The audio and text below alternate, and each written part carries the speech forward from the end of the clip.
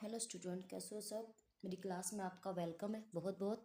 तो ठीक है, करते हैं हम आज उपमा अलंकार। कल हमने फिनिश किए थे शब्द अलंकार के तीनों टॉपिक, अनुप्रास, यमक और श्लेष। आज हम पहला टॉपिक उठाएंगे अर्थालंकार का। ठीक है बेटा जी, तो करते हैं शुरू। पूरी कोशिश करूंगी कि तुम्हारे समझ में आ पाए और हम इसको अच्छे से कर पाए। उपमा अलंकार, ठीक है।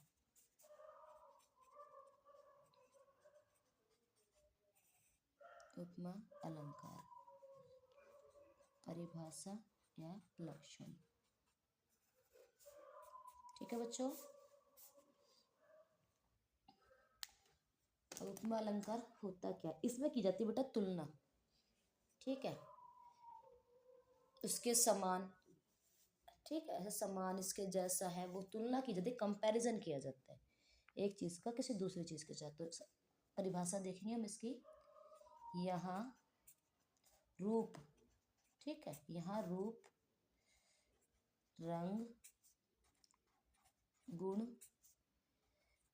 के कारण या आधार, ठीक है, गुण के कारण उपमेय की उपमान से तुलना की जाती है, वहाँ उपमा अलंकार होता है। ठीक है, वहाँ उपमा अलंकार, वहाँ उपमा अलंकार होता है। ठीक है, उपमा अलंकार है या होता है एक ही बात है।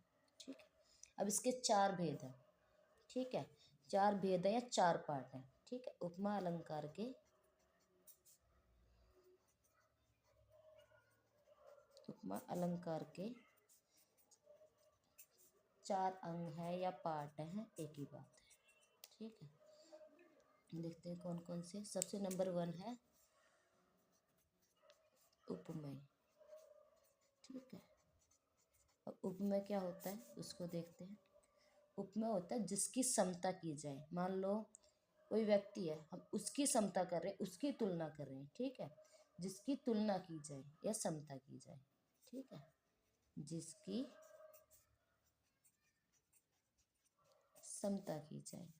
ठीक है, जिसकी समता की जाए उसे उपमेय कहते हैं। ठीक है, उसे उपमेय कहते हैं।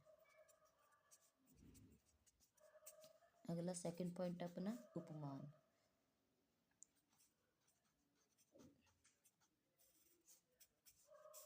उपमान, ठीक है, जिसकी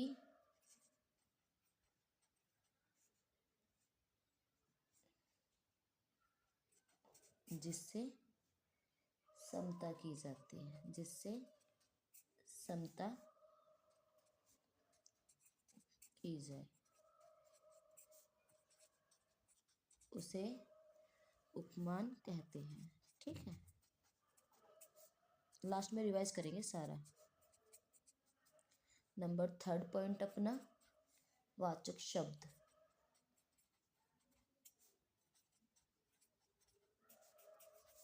वाचक शब्द, ठीक है,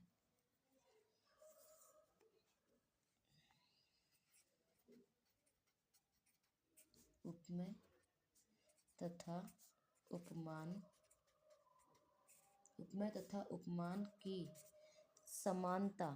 ठीक है, समानता प्रकट करने वाले शब्द को वाचक शब्द कहते हैं। नंबर 4 है अपना साधारण धर्म।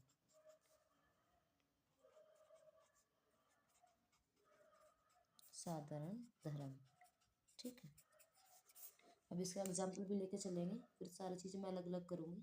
ठीक है, साधारण धर्म उपमेय उपमान में गुण, रंग, रूप आदि में समानता के साधारण धर्म कहते हैं। उपमेय उपमेय उपमान में, उपमेय और उपमान में गुण,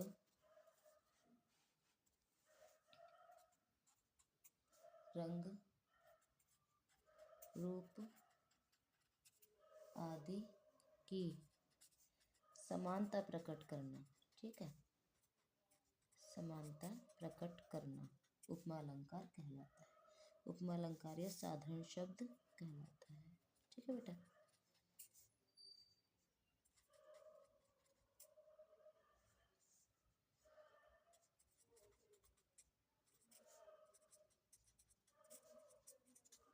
अब लेंगे हम इसका एग्जाम्पल,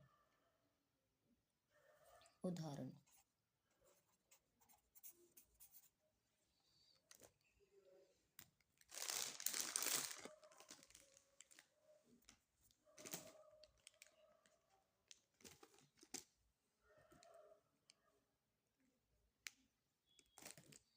उदाहरण, ठीक है।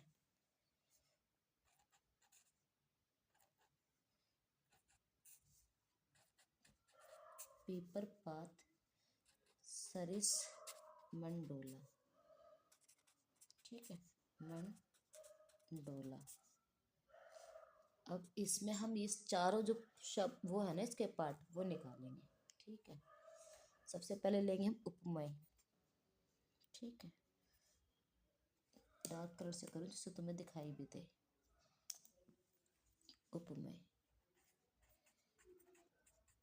उपमेय, उपमेय हो गया यहाँ क्या, मन।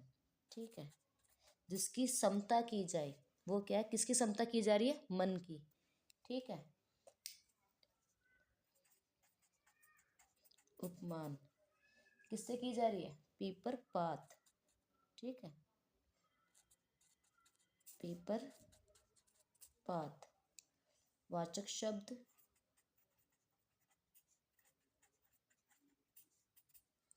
वाचक शब्द सरिस या समान। ठीक है, सरिस या समान। साधारण धर्म डोला।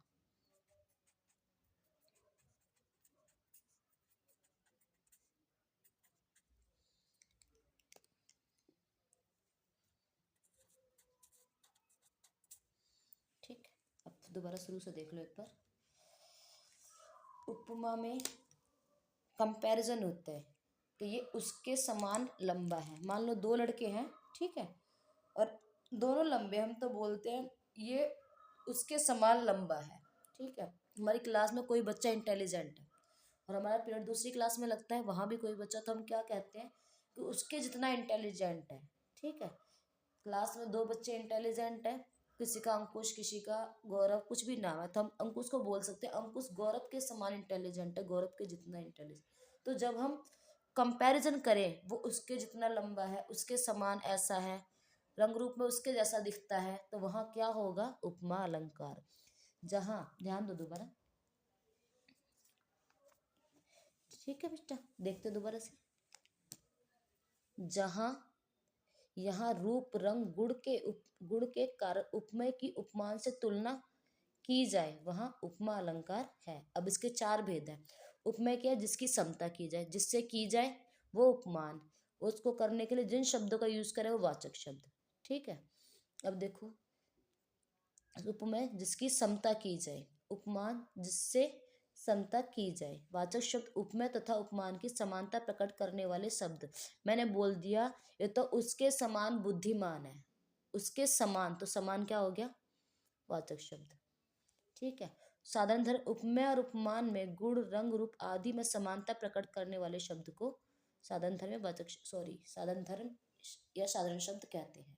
अब हमारा उदाहरण था पीपर पात सरिस मन डोला।